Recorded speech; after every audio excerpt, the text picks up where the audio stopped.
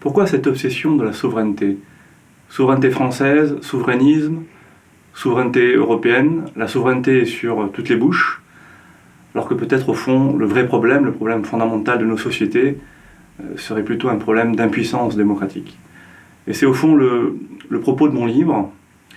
Mon livre fait la critique de ce double écueil, souverainisme d'un côté et souveraineté de l'autre, souveraineté européenne de l'autre, parce que, au fond, ces deux écueils constituent comme les deux faces de la même pièce.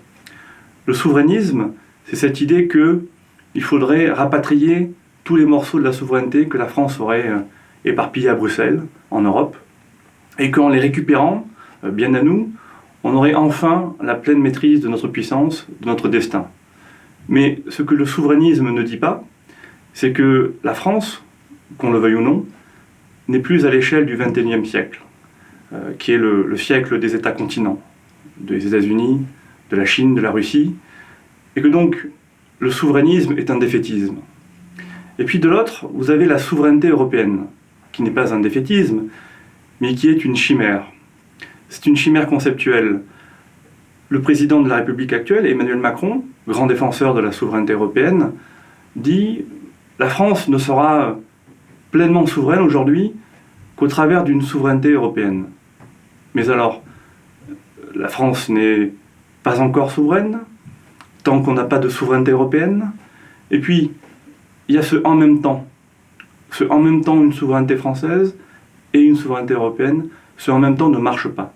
Car la souveraineté ne se divise pas, elle ne se dédouble pas, elle ne se partage pas. Et donc, souverainisme et souveraineté européenne constituent à eux deux cette obsession de la souveraineté dont j'ai parlé.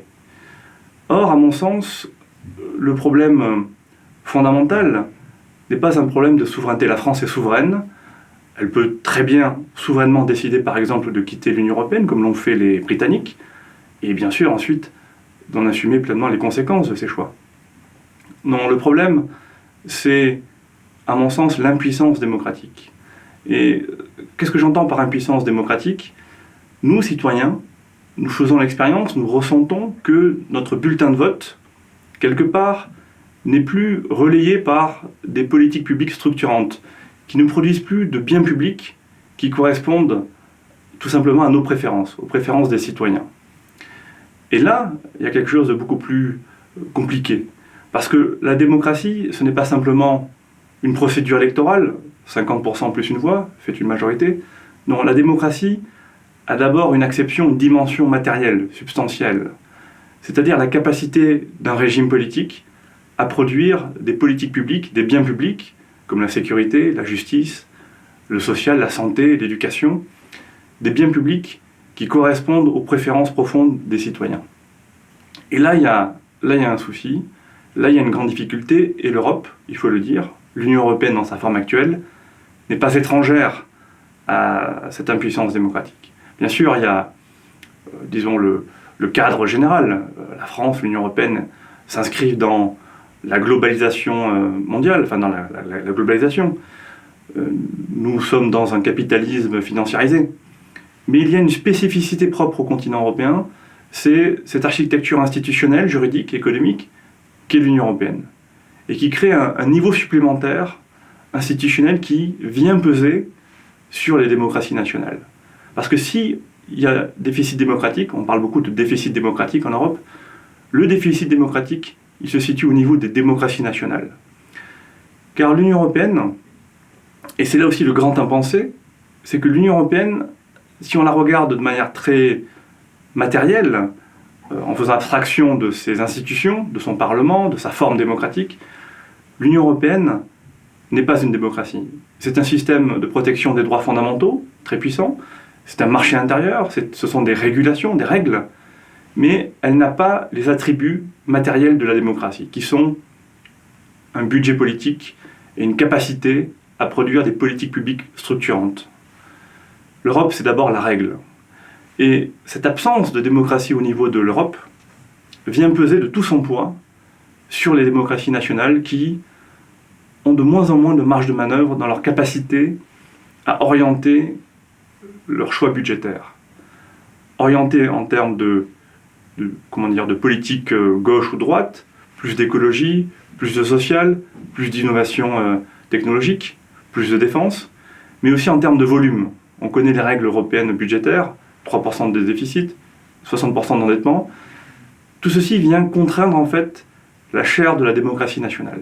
Et donc nous avons un problème d'impuissance démocratique, et j'ai développé dans mon livre tout un chapitre sur ce processus de désubstantialisation démocratique de l'Europe. Donc que faire ? Ce que je propose, moi, c'est non pas de s'acharner sur la question de la souveraineté, qui à mon sens n'est ni la cause de nos maux, ni notre planche de salut, mais de vraiment réfléchir à la question démocratique en Europe. Et la démocratie, à la différence de la souveraineté, elle peut exister à plusieurs niveaux. Il peut y avoir un jeu d'échelle de la démocratie. Nous avons bien sûr la démocratie nationale, mais nous avons des démocraties régionales, nous avons des démocraties municipales avec un budget, avec des élections, avec des élus, avec des politiques publiques, locales, régionales, nationales. Eh bien, nous pouvons aussi avoir une démocratie européenne. Mais qu'est-ce que cela veut dire, avoir une démocratie européenne ? C'est pas simplement avoir un Parlement européen, des élections européennes, disons une forme de démocratie institutionnelle. Non.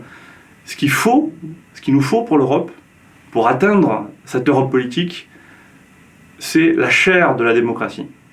C'est-à-dire un budget politique, c'est-à-dire des ressources fiscales propres, authentiquement européennes, prélevées sur les richesses privées générées par le marché intérieur et, disons, retraduites en richesses publiques, productrices de biens publics européens pour les Européens. Les États-Unis, dans leur histoire, sont nés du cri, du slogan « No taxation without representation ». Ils voulaient bien être taxés, mais à la condition d'avoir une représentation politique. Eh bien, nous, Européens, c'est l'inverse. Nous avons l'apparence d'une représentation politique, il y a les formes d'une démocratie européenne, mais il n'y a pas le fond, il n'y a pas la matière. Et notre slogan sera « No representation without taxation ». Pas de représentation, pas de système démocratique sans une fiscalité, sans un budget politique européen.